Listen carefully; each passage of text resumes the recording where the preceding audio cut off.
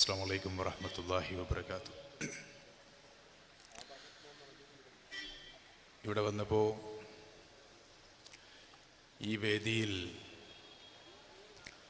കഴിഞ്ഞ കുറേ നാളുകളായി വലിയ പ്രഭാഷണ പരമ്പരകൾ നടന്നുകൊണ്ടിരിക്കുന്ന ഒരിടമാണ് എന്നാണ് മനസ്സിലായത്.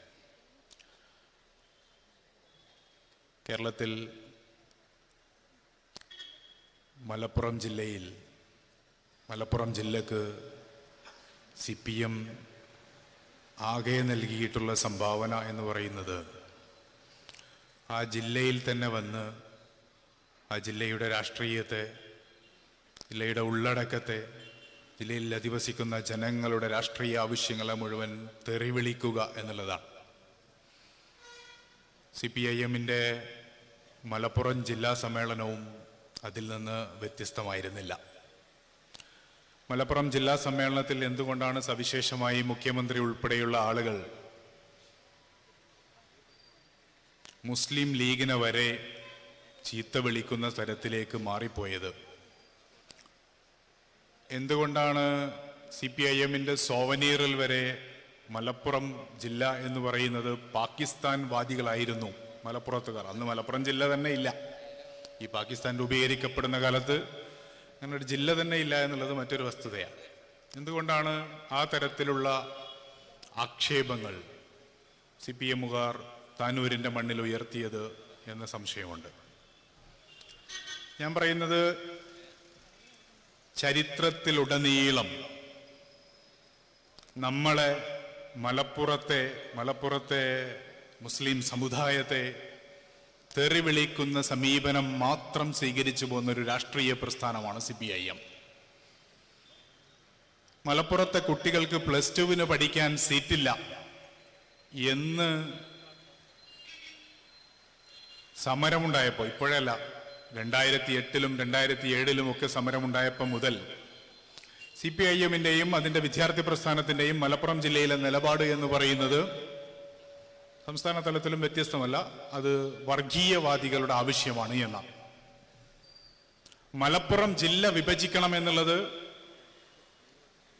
തീർത്തും എന്ന് വെച്ചാൽ ഏതെങ്കിലും തരത്തിലുള്ള ഒരു വർഗീയതയുടെ കേന്ദ്രീകരണം ഈ ജില്ലയിലുണ്ടെങ്കിൽ അത് അവസാനിപ്പിക്കാവുന്നതാണല്ലോ ജില്ല വിഭജിച്ചാൽ.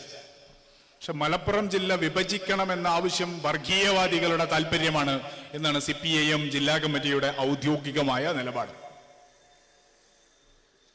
കൊടിഞ്ഞിയിൽ ഫൈസൽ എന്ന് പറയുന്ന ഒരു ചെറുപ്പക്കാരനെ മഠത്തിൽ നാരായണൻ ഉൾപ്പെടെയുള്ള RSSകാർ പണ്ട് തിരൂരിൽ യാസിറിനെ കൊലപ്പെടുത്തിയ അതേ കാരണത്താൽ, ഇസ്ലാം മതം സ്വീകരിച്ചു എന്ന കാരണത്താൽ മാത്രം കൊലപ്പെടുത്തുകയും CPIM-ന്റെ പോലീസ്, പിണറായി വിജയന്റെ പോലീസ് ഫൈസൽ കൊടിഞ്ഞിയെ കൊലപ്പെടുത്തിയ സംഘപരിവാറുകാരെ സംരക്ഷിക്കുന്ന നിലപാട് സ്വീകരിക്കുകയും ചെയ്തപ്പോ കൊടിഞ്ഞിയിലെ ജനങ്ങളൊന്നാകെ, തിരൂരങ്ങാടിയിലെ ജനങ്ങളൊന്നാകെ തെരുവിലിറങ്ങിയപ്പോൾ CPIM മലപ്പുറം ജില്ലാ കമ്മിറ്റിയുടെ പത്രസമ്മേളനവും പത്രക്കുറിപ്പും നിങ്ങൾ പരിശോധിച്ചാൽ വർഗീയവാദികളുടെ സമരമാണ്. മുസ്ലിം ലീഗ് വർഗീയവാദികൾക്ക് നേതൃത്വം നൽകുന്നു, വർഗീയത പരത്താൻ ശ്രമിക്കുന്നു എന്ന പ്രസ്താവന നിങ്ങൾക്ക് കാണാം. ഇങ്ങനെ ഈ ജില്ലയുടെ വികസന പ്രശ്നങ്ങളുമായി ബന്ധപ്പെട്ടാണെങ്കിലും വികസനത്തിന്റെ ഇരകളാകുന്ന ദേശീയപാത വികസനത്തിന്റെ പേരിൽ ആട്ടിയകറ്റപ്പെടുന്ന, കുടിയിറക്കപ്പെടുന്ന മനുഷ്യർ തങ്ങൾക്ക് കൂടുതൽ പണം ലഭിക്കണമെന്നും തങ്ങളെ കുടിയിറക്കരുതെന്നും ആവശ്യപ്പെടുമ്പോൾ ആ മനുഷ്യരെ മലപ്പുറത്തെ CPM-ന്റെ ജില്ലാ കമ്മിറ്റി വിളിച്ചത് തീവ്രവാദികളെന്നാണ്. പേരിനെങ്കിലും പ്രതിപക്ഷത്തിരിക്കുമ്പോഴെങ്കിലും എറണാകുളത്തെ ഇപ്പോഴത്തെ മന്ത്രി രാജീവിന്റെ നേതൃത്വത്തിൽ ഗെയിൽ വിരുദ്ധ സമരം നടന്നതായി നിങ്ങൾക്ക് കാണാൻ കഴിയും. പ്രതിപക്ഷത്തിരിക്കുമ്പോൾ പോലും ഈ നാട്ടിലെ ജനങ്ങളുടെ ഒരാവശ്യത്തിന് വേണ്ടിയും ശബ്ദമുയർത്തിയിട്ടില്ലാത്ത സംഘടനയാണ് CPIM-ന്റെ മലപ്പുറം ജില്ലാ കമ്മിറ്റി എന്ന് പറയുന്നത്. ആ ജില്ലാ കമ്മിറ്റി എല്ലാ കാലത്തും ഒരു ഹിന്ദുത്വ നിലപാടുള്ള, ഹിന്ദുത്വ മാർക്സിസ്റ്റുകളുടെ കേന്ദ്രീകരണമുള്ള ജില്ലയേത് എന്ന് ചോദിച്ചാൽ അത് മലപ്പുറം ജില്ലയാണ്. ആ മലപ്പുറം ജില്ലയിലെ ഹിന്ദുത്വ മാർക്സിസത്തിന് ഉത്തേജനം നൽകുക എന്ന ലക്ഷ്യത്തോടു കൂടിയാണ് താനൂരിൽ ഈ വേദിയിലിരുന്ന് മുസ്ലിം സമുദായത്തെ ഒന്നാകെ അപസർപ്പക കഥകളുമായി, അരികവൽക്കരിക്കുന്ന നിലപാടുകളുമായി CPIM-ന്റെ നേതാക്കൾ പച്ചക്കള്ളങ്ങൾ ഇവിടെ വിളമ്പിയിട്ട് പോയത് എന്ന് പറയേണ്ടി വരും. അപ്പോ പി ജയരാജൻ പ്രതിനിധി സമ്മേളനത്തിൽ പറഞ്ഞു അത്രേ,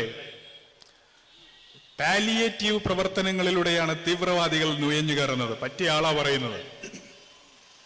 നമ്മൾ അദ്ദേഹത്തെ കുറ്റം പറയരുതെന്നാണ് എൻ്റെ ഒരു അഭിപ്രായം. കാരണം ആതുര സേവന പ്രവർത്തനങ്ങൾ, പാലിയേറ്റീവ് പ്രവർത്തനങ്ങൾ എങ്ങനെ രാഷ്ട്രീയമായി ഉപയോഗിക്കാം എന്നതിന്റെ ഉപജ്ഞാതാവാണ് പി ജയരാജൻ. കാരണം പി ജയരാജന് ഈ ശ്രീ എമ്മുമായിട്ടൊരു ധാരണയൊക്കെ ഉണ്ടാക്കി വത്സൻ തില്ലങ്കേരിയും പിണറായി വിജയനും കൂടിയും ഇനി തൽക്കാലം ഒരു മൊറട്ടോറിയം കൊലപാതക രാഷ്ട്രീയത്തിന് നമ്മൾ തമ്മിൽ വേണ്ട. അപ്പൊ ഈ അഡ്ജസ്റ്റ്മെന്റിന് ബ്രോക്കറേജായി എമ്മിന് 4 ഏക്കർ ഭൂമിയും കൊടുത്തതിന് ശേഷം പാർട്ടിയിൽ നിന്ന് ഏകദേശം റിട്ടയർമെന്റ് വിധിക്കപ്പെട്ട ഒരാളാണ് പി ജയരാജൻ. അപ്പൊ മൂപ്പരെന്താ ചെയ്ത്?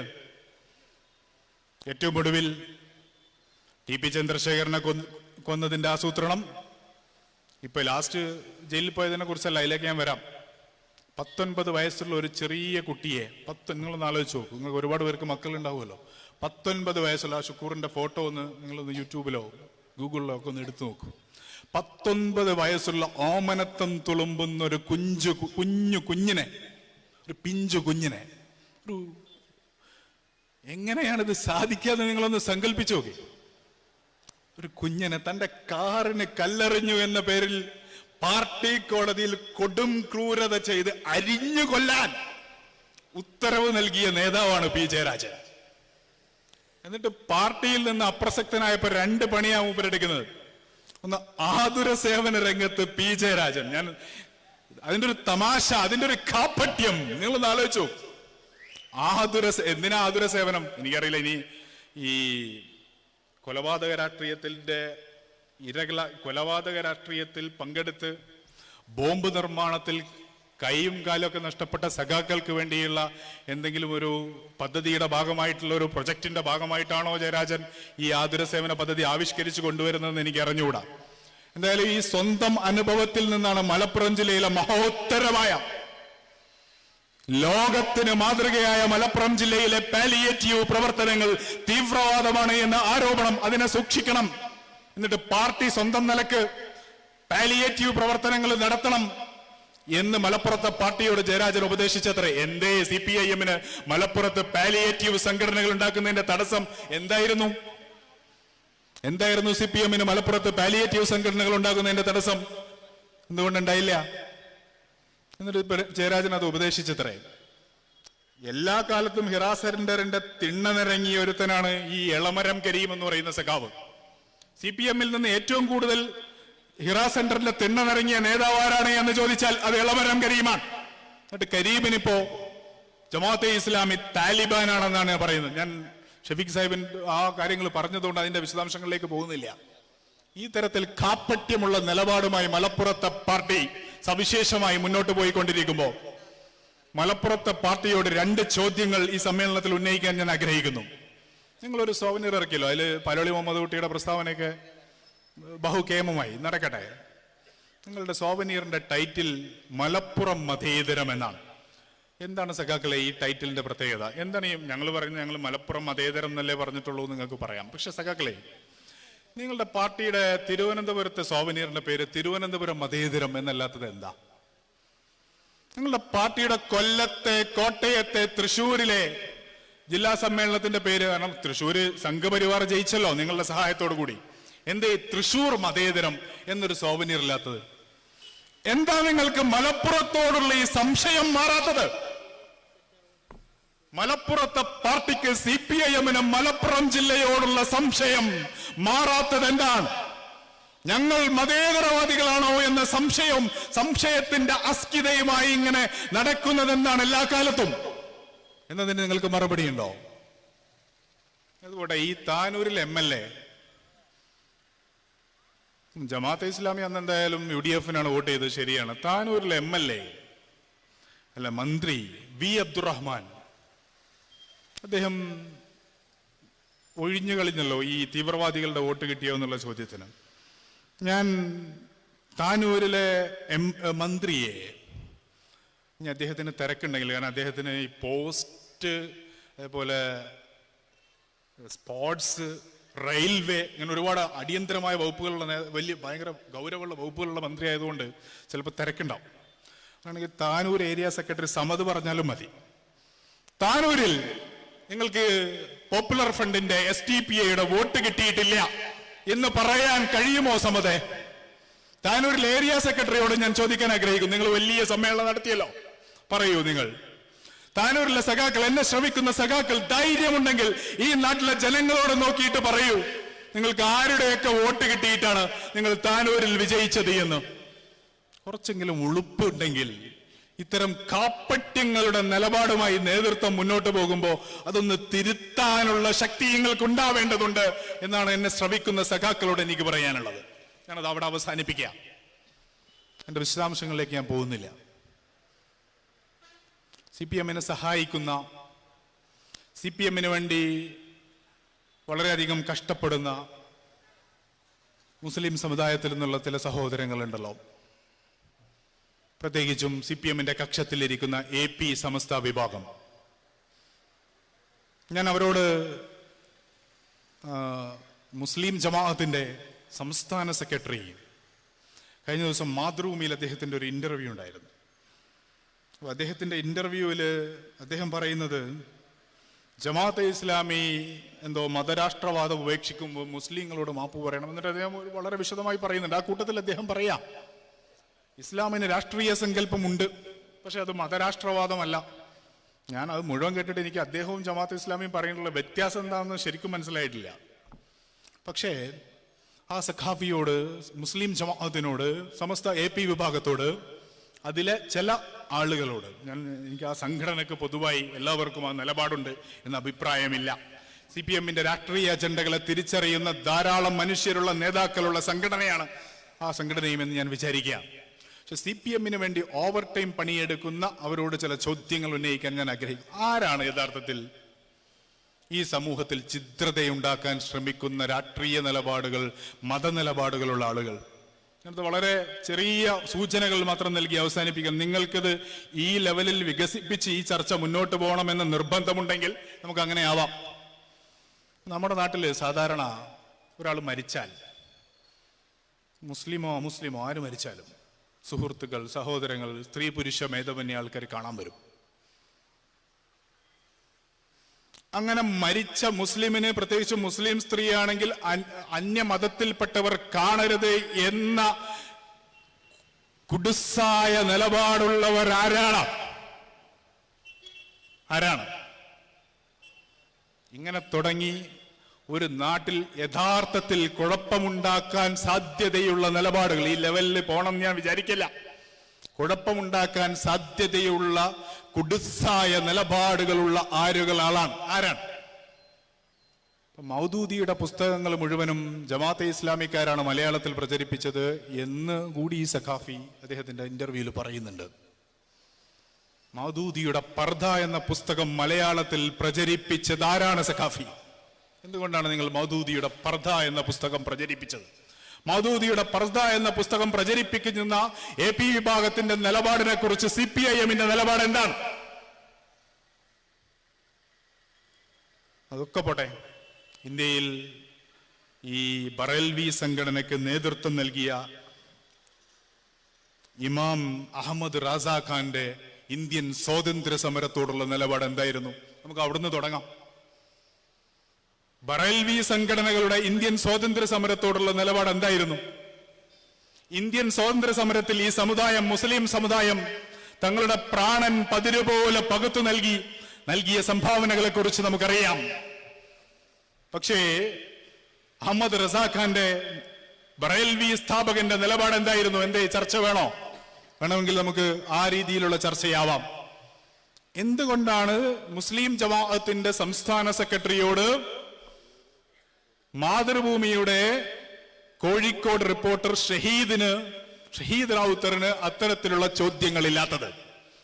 ഞാൻ എന്തുകൊണ്ട് ഷഹീദ് റാവുത്തറിന്റെ പേര് എടുത്തു പറയുന്നു എന്ന് വേണമെങ്കിൽ നിങ്ങൾക്ക് സംശയിക്കാം. അദ്ദേഹം എന്റെ വളരെ അടുത്ത സുഹൃത്താണ്, ദീർഘകാലമായി എനിക്ക് അദ്ദേഹവുമായി പരിചയമുണ്ട്. പക്ഷെ മാതൃഭൂമി എന്ന ചാനലും ഷഹീദ് റാവുത്തറും കോഴിക്കോട് ഇരുന്ന് നടത്തുന്ന രാഷ്ട്രീയ പ്രവർത്തനം എന്താണെന്ന് ഈ നാട് മനസ്സിലാക്കേണ്ടതുണ്ട്. അത് മാധ്യമ പ്രവർത്തനമല്ല, അതൊരു തരം പ്രോപ്പഗണ്ടയാണ്. മാതൃഭൂമിയുടെ രാഷ്ട്രീയ അജണ്ടയുള്ള പ്രോപ്പഗണ്ടയാണ്. എന്താണ് ഷഹീദ് റാവുത്തർ കോഴിക്കോട് ഇരുന്ന് ചെയ്യുന്നത്? കേരളത്തിലെ ഏറ്റവും വലിയ മുസ്ലിം സംഘടന, മുസ്ലിങ്ങളുടെ സംഘശക്തിയുടെ അമരത്തിരിക്കുന്ന സമസ്ത കേരള ജമിയത്തുൽ ഉലമയെ തകർക്കുക. സമസ്ത കേരള ജമിയത്തുൽ ഉലമയിൽ നിന്ന് CPIM-ന്റെ രാഷ്ട്രീയ താല്പര്യങ്ങൾ മാത്രം നടപ്പാക്കി കൊടുക്കുന്ന 1-2 നേതാക്കളുടെ അഭിപ്രായങ്ങളെ പർവ്വതീകരിച്ച് അത് സമസ്തയുടെ നിലപാടാണ് എന്ന് പറയുക. മുക്കം ഉമർ ഫൈസി നടത്തുന്ന പ്രസ്താവനകൾ സമസ്ത കേരള ജമിയത്തെ ഉലമ മുസ്ലിം ലീഗിനെതിരെ നിലപാട് സ്വീകരിച്ചിരിക്കുന്നു എന്ന് മാതൃഭൂമിയിൽ ഷഹീദ് പറയുന്നത് നിരന്തരമായി നിങ്ങൾക്ക് കേൾക്കാം. ഇപ്പോ ഇന്ത്യയിലെ മുസ്ലിം സംഘടനകൾ, ബറേൽവികളും അഹ്ലെ ഹദീസും ജമിയത്തുൽ ഉലമ ഹിന്ദും എല്ലാവരും ചേർന്ന്, ജമാഅത്തെ ഇസ്ലാമിയും എല്ലാവരും ചേർന്ന് സംഘപരിവാറിന്റെ നേതാക്കളുമായി ഒരു ചർച്ച നടത്തിയതുമായി ബന്ധപ്പെട്ട ചില വാർത്തകൾ വന്നിരുന്നു. അത് ജമാഅത്തെ ഇസ്ലാമി RSS ചർച്ച എന്ന് കോയിൻ ചെയ്തത് ആരാ? ഇന്ത്യയിലെ മുസ്ലിം സംഘടനകൾ ജമിയത്തുൽ ഉലമ ഹിന്ദും അഹ്ലെ ഹദീസിന്റെയും ബറേൽവി സംഘടനകളും ഒക്കെ ചേർന്ന് നടത്തിയ ഒരു ചർച്ചയെ ജമാഅത്തെ ഇസ്ലാമി RSS ചർച്ച എന്ന ക്യാമ്പയിനിലേക്ക്, മാതൃഭൂമിയാണ് അത് തുടങ്ങി വെച്ചത്, എന്ന ക്യാമ്പയിന് തിരികൊളുത്തിയതാരാ? നിങ്ങൾ പരിശോധിച്ച് നോക്കിയാൽ ഈ ഷഹീദ് റാവുത്തറിനെ നിങ്ങൾക്ക് കാണാം.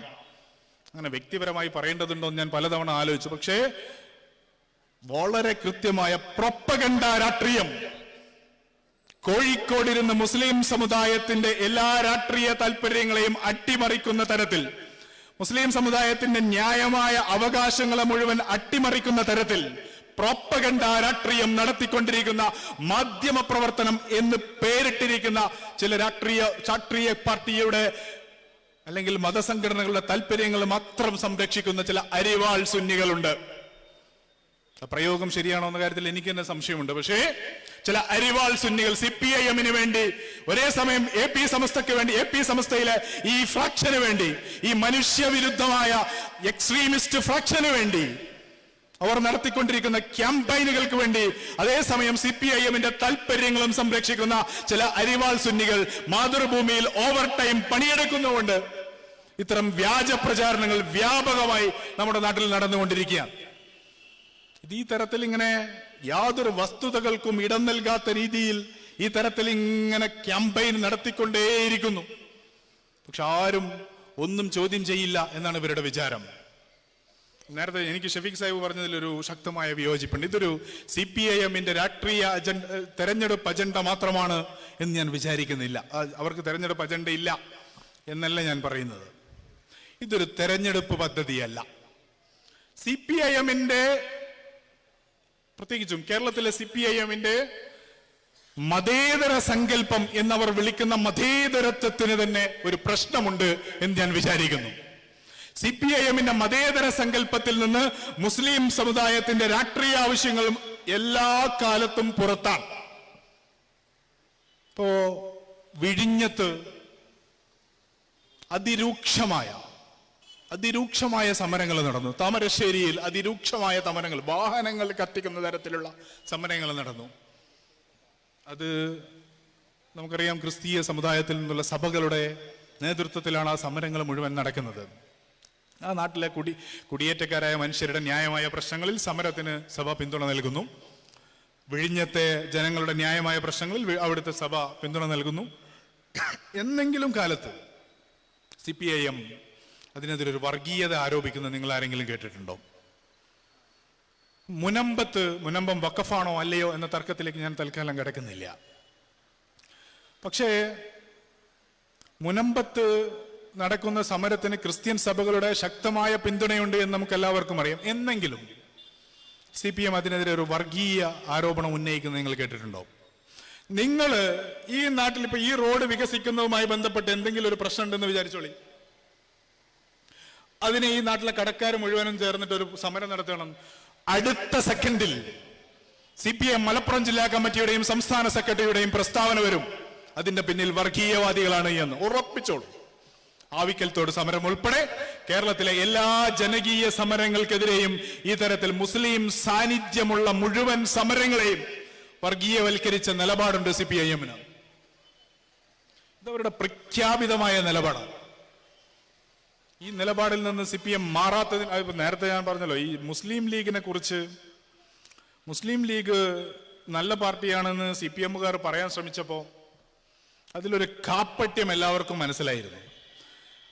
പക്ഷെ മുസ്ലിങ്ങളെ ഇങ്ങനെ വർഗീയവാദികളും തീവ്രവാദികളുമായി ചിത്രീകരിച്ച് മുസ്ലിം സമുദായത്തെ അവഹേളിച്ച് അപരവൽക്കരിച്ച് CPM നേതാക്കൾ ദിനേനയെന്നോണം നടത്തിക്കൊണ്ടിരിക്കുന്ന പ്രസ്താവനകളിൽ എവിടെയെങ്കിലും ആത്മാർത്ഥതയില്ലെന്ന് നിങ്ങൾക്ക് ആർക്കെങ്കിലും തോന്നുന്നുണ്ടോ? ഉള്ളിന്റെ ഉള്ളിൽ നിന്നും സത്യസന്ധമായി മുസ്ലിം വിരുദ്ധത പറയാൻ CPIMന്റെ നേതാക്കൾക്ക് കഴിയുന്നത് എങ്ങനെയാണ്? ഞാൻ നേരത്തെ P. ജയരാജനെ കുറിച്ച് പറഞ്ഞല്ലോ. ഈ P. ജയരാജൻ ജയിൽ ഉപദേശക സമിതി ചെയർമാനാണ്.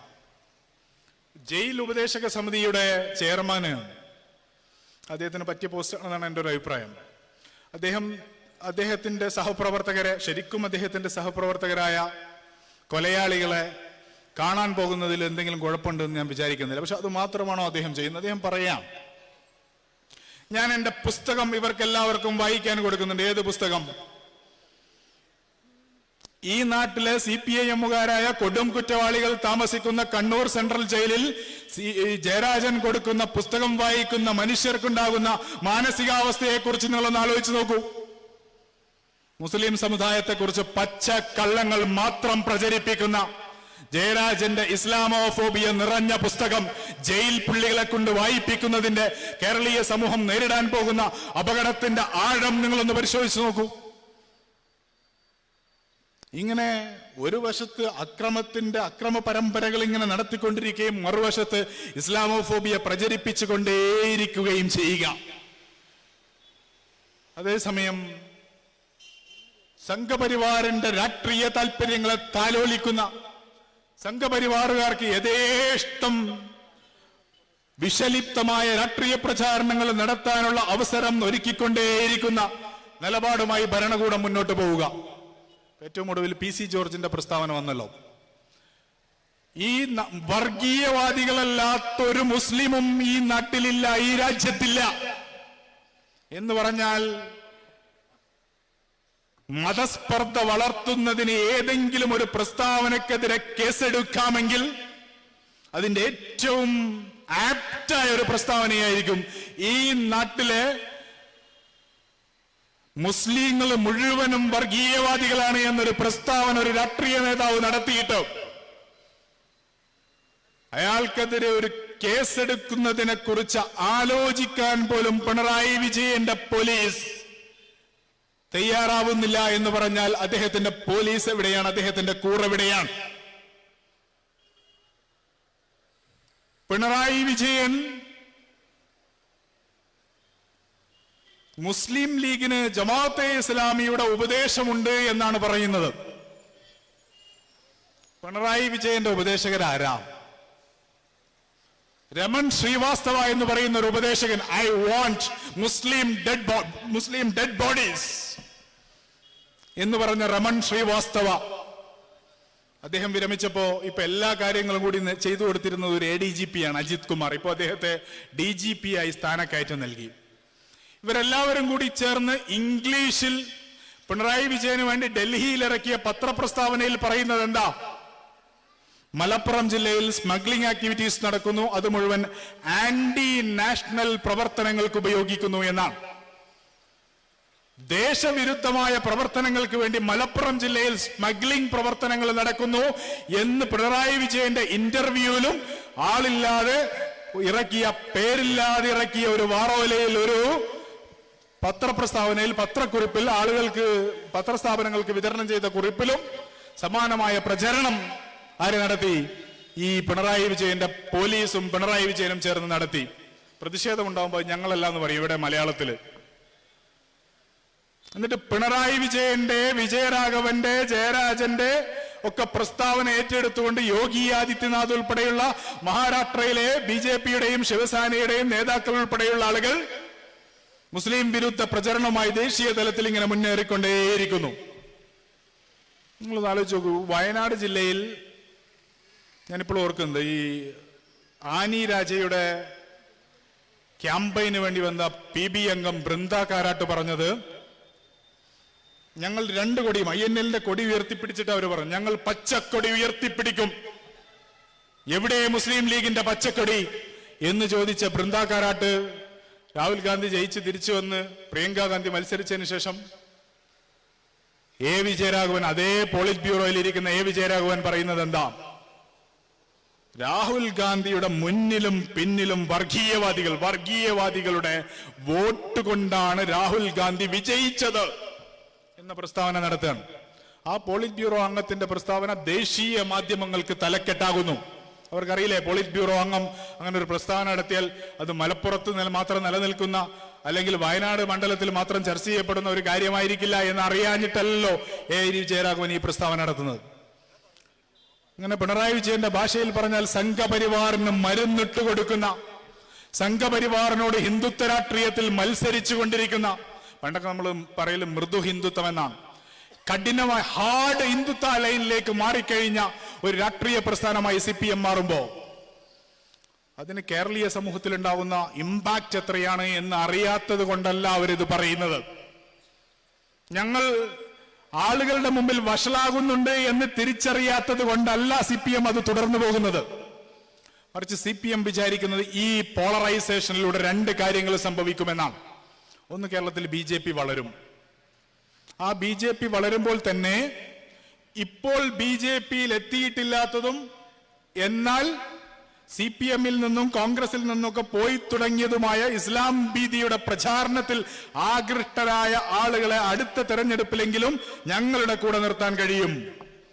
അതേസമയം തങ്ങളുടെ ഈ വർഗീയമായ രാഷ്ട്രീയ പ്രചാരണത്തിലൂടെ BJPക്ക് 10-11 സീറ്റുകൾ വിജയിപ്പിച്ചു കൊടുക്കുകകൂടി ചെയ്താൽ കോൺഗ്രസിനെ വലിയ രീതിയിൽ പരാജയപ്പെടുത്താൻ കഴിയും. അങ്ങനെ ഞങ്ങൾക്ക് 3ാമത്തെ ടേമിലും അധികാരത്തിൽ വരാം എന്നവർ വിചാരിക്കുന്നു.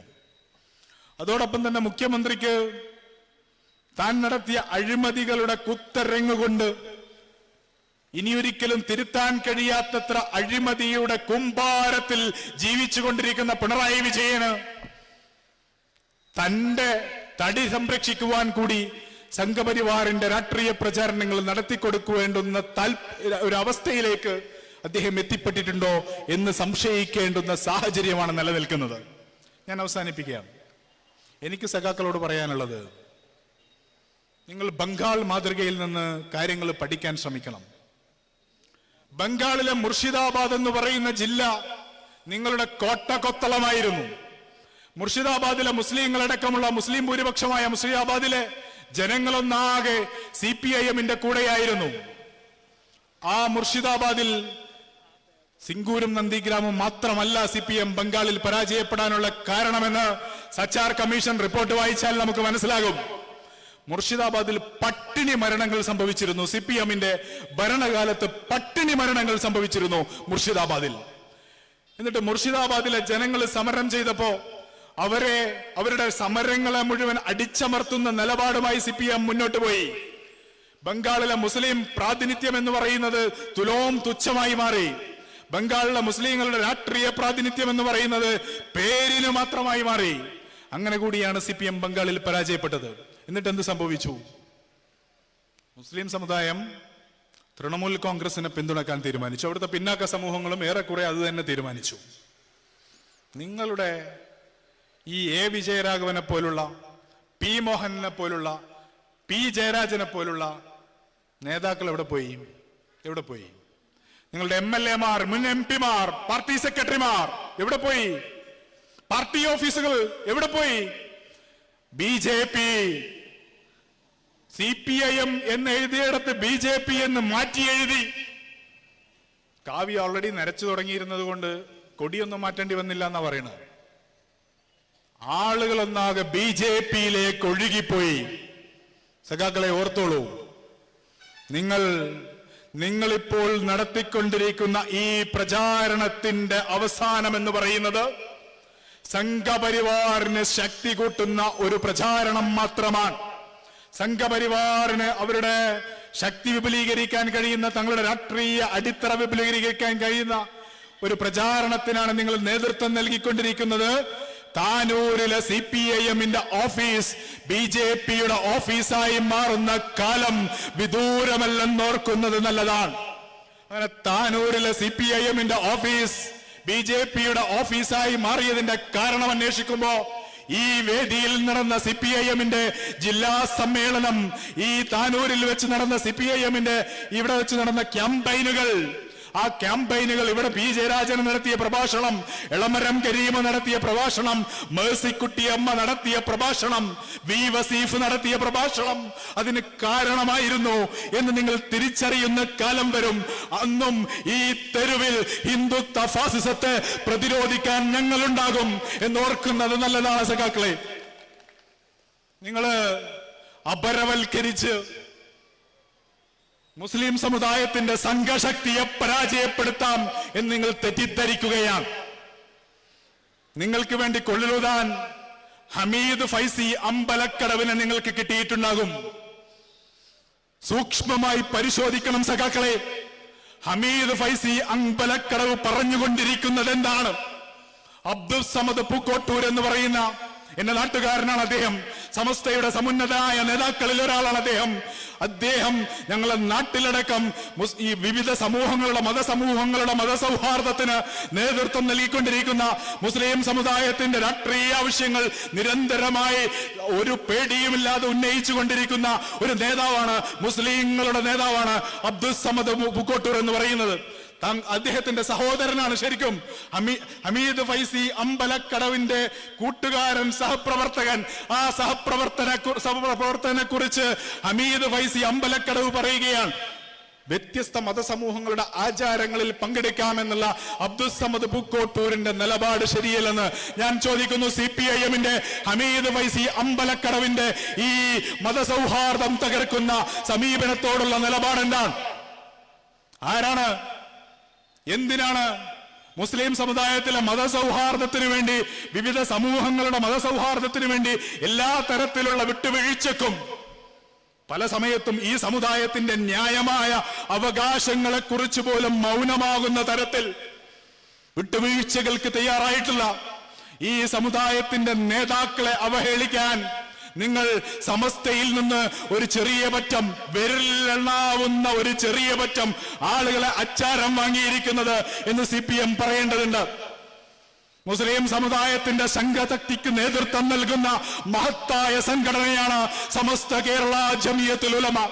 സമസ്ത കേരള ജമിയത്തുൽ ഉലമയെ തകർക്കാൻ ഉമർ ഫൈസിക്ക്, ഹമീദ് ഫൈസി അമ്പലക്കടവിന് അച്ചാരം നൽകിയത് ആരാണ് എന്ന് ചരിത്രം പരിശോധിക്കുമ്പോൾ ഈ സമുദായത്തെ തകർക്കാൻ CPIM-ന്റെ കുഴലൂത്തുമായിട്ടാണ് അവർ നടന്നിരുന്നത് എന്ന് ചരിത്രത്തിൽ നിന്ന് നമുക്ക് മനസ്സിലാകും. അതുകൊണ്ടാണ് നട്ടാൽ കുരുക്കാത്ത നുണകളുമായി PMA ഇസ്ലാമിനെ നിയമിച്ചത് ജമാഅത്തെ ഇസ്ലാമിയാണ് എന്നടക്കം ഇന്ന് ഹമീദ് ഫൈസി പറഞ്ഞതായിട്ടാണ് ഞാൻ മനസ്സിലാക്കുന്നത്. ആ തരത്തിൽ മുസ്ലിം സമുദായത്തെക്കുറിച്ച് പച്ചക്കള്ളങ്ങൾ, മുസ്ലിം സമുദായത്തിന്റെ രാഷ്ട്രീയ ആവശ്യങ്ങളെ തകർക്കാൻ കഴിയുന്ന, മുസ്ലിം സമുദായത്തിന്റെ സംഘശക്തിയെ ഛിദ്രമാക്കുന്ന നിലപാടുമായി സമസ്തയിൽ നിന്നടക്കം ഒരു വിഭാഗത്തെ അടർത്തിയെടുത്തുകൊണ്ട് ക്യാമ്പയിനുകൾ CPIM നടത്തിക്കൊണ്ടേയിരിക്കുകയാണ്. എന്തിനാണ് CPIM മുസ്ലിം സമുദായത്തിന്റെ ഐക്യത്തെ തകർക്കാൻ ശ്രമിച്ചുകൊണ്ടേയിരിക്കുന്നത് എന്ന് ചരിത്രത്തിൽ നിന്ന് നമുക്ക് പഠിക്കാൻ കഴിയും. എല്ലാ കാലത്തും ഈ സമുദായത്തിന്റെ രാഷ്ട്രീയ താല്പര്യങ്ങളെ തകർത്ത, അതിനെതിരു നിന്ന രാഷ്ട്രീയ സമീപനങ്ങൾ മാത്രമാണ് യഥാർത്ഥത്തിൽ CPM സ്വീകരിച്ചു പോന്നിട്ടുള്ളത്. അതിന്റെ തുടർച്ചയാണ് ഇപ്പോൾ CPIM കാണിച്ചുകൊണ്ടിരിക്കുന്നത് എന്നാണ് എനിക്ക് പറയാനുള്ളത്. CPM-ന്റെ ഞാൻ അവസാനിപ്പിക്കുന്നു. CPM-ന്റെ യഥാർത്ഥ സ്വഭാവം അറിയണമെങ്കിൽ ശരീഅത്ത് കാലത്തെ EMS-ന്റെ പ്രഭാഷണങ്ങൾ നിങ്ങൾക്ക് എടുത്ത് പരിശോധിക്കാവുന്നതാണ്. CPM-ന്റെ യഥാർത്ഥ സ്വഭാവം അറിയണമെങ്കിൽ അരീക്കോട് ഏതോ ഒരു സ്കൂളിൽ ഒരു പച്ച ബോർഡ് വന്നപ്പോൾ പിണറായി വിജയൻ നടത്തിയ പ്രസ്താവന നിങ്ങൾക്ക് എടുത്ത് പരിശോധിക്കാവുന്നതാണ്. CPM-ന്റെ യഥാർത്ഥ സ്വഭാവം അറിയണമെങ്കിൽ വേങ്ങരയിൽ എല്ലാ കാലത്തും മുസ്ലിം ലീഗ് മാത്രം വിജയിച്ചിട്ടുള്ള മണ്ഡലത്തിൽ മുസ്ലിം ലീഗിന്റെ സമുന്നതനായ നേതാവ് PK കുഞ്ഞാലിക്കുട്ടി സാഹിബ് വർദ്ധിച്ച ഭൂരിപക്ഷത്തോടുകൂടി വിജയിക്കുമ്പോ തിരുവനന്തപുരത്ത് നിന്ന് കടങ്ങംപള്ളി സുരേന്ദ്രൻ മലപ്പുറത്തിന്റെ ഉള്ളടക്കം വർഗീയമാണ് എന്ന് പറയുന്നത് പരിശോധിച്ചാൽ നിങ്ങൾക്ക് കാണാവുന്നതാണ്. ഇങ്ങനെ അനേകായിരം പ്രസ്താവനകളുമായി അനേകായിരം പ്രസ്താവനകളുമായി ഈ സമുദായത്തെ അപരവൽക്കരിക്കുന്ന, ഈ സമുദായത്തെ കുറിച്ച് അനാവശ്യം മാത്രം പ്രചരിപ്പിച്ചുകൊണ്ടിരിക്കുന്ന ഈ സമുദായത്തിൽ നിന്ന് ഒരു കൂട്ടരെ എടുത്ത് ഇവർ ചീത്ത മുസ്ലിങ്ങളാണ് കേട്ടോ, നിങ്ങൾ എല്ലാവരും ചേർന്ന് അവരെ കല്ലെറിയൂ എന്ന് പറഞ്ഞുകൊണ്ട് എല്ലാ കാലത്തും മുസ്ലിം സമുദായത്തെ ഒരു തരത്തിലുള്ള മാപ്പു സാക്ഷിത്വ നിലപാടിൽ നിർത്തിക്കൊണ്ടേയിരിക്കുന്ന, കല്ലെറിയാൻ സംഘപരിവാറിന് വടികൊടുത്തുകൊണ്ടിരിക്കുന്ന, എടുത്തുകൊണ്ടിരിക്കുന്ന, എന്നിട്ടൊരു ചുമരിൽ കെട്ടിയിട്ട് പരസ്പരം തമ്മിലടിക്കാൻ, ഈ സമുദായത്തെ ഇങ്ങനെ പരസ്പരം തമ്മിലടിച്ച് ചോര ചിന്താൻ കൂട്ടുനിന്നുകൊണ്ടിരിക്കുന്ന ഒരു രാഷ്ട്രീയ പ്രസ്ഥാനമാണ് CPM എന്ന് പറയുന്നത്. ഞാൻ അവസാനിപ്പിക്കുന്നു. ആ രാഷ്ട്രീയത്തിന് വരുന്ന തെരഞ്ഞെടുപ്പിൽ മാത്രമല്ല, ബംഗാളിലെ അനുഭവമോ ത്രിപുരയിലെ അനുഭവമോ മാത്രമല്ല കേരളത്തിൽ സംഭവിക്കാൻ പോകുന്നത്, മറിച്ച് ഈ സംഘപരിവാറിന്റെ മുഴുവൻ പ്രചാരണങ്ങളെയും, CPIM-ന്റെയും സംഘപരിവാറിന്റെയും ഹിന്ദുത്വവാദികളുടെയും ഹിന്ദുത്വ മാർക്സിസ്റ്റുകളുടെയും മുഴുവൻ വിഷലിപ്തമായ പ്രചാരണങ്ങളെയും മറികടന്നുകൊണ്ട് ഈ നാടിന്റെ ജനങ്ങളെ ഒന്നാകെ ചേർത്ത് പിടിച്ചുകൊണ്ട് ഒരു പുതിയ രാഷ്ട്രീയ മുന്നേറ്റത്തിന് ഈ നാട്ടിലെ മുസ്ലിം സമുദായത്തിന് സാധ്യമാണ് എന്നുള്ളത് ചരിത്രത്തിലുടനീളം നമുക്ക് കാണാൻ കഴിയും. തങ്ങളുടെ ആത്മാഭിമാനം പണയം വെച്ച പാരമ്പര്യമില്ലാത്ത ഒരു സമുദായത്തെ ചോദ്യം ചെയ്യുന്ന CPIM-ന് നിറുതല കടികിട്ടുന്ന തെരഞ്ഞെടുപ്പുകൾ വരാനിരിക്കുന്നു എന്ന് ഓർമ്മിപ്പിച്ചുകൊണ്ട് നിങ്ങൾക്ക് എല്ലാവർക്കും നന്ദി പറഞ്ഞുകൊണ്ട് ഞാൻ അവസാനിപ്പിക്കുന്നു. വാഹിർ ദഅ്വാന അൽഹംദുലില്ലാഹി റബ്ബിൽ ആലമീൻ. അസ്സലാമു അലൈക്കും വറഹ്മത്തുള്ളാഹി.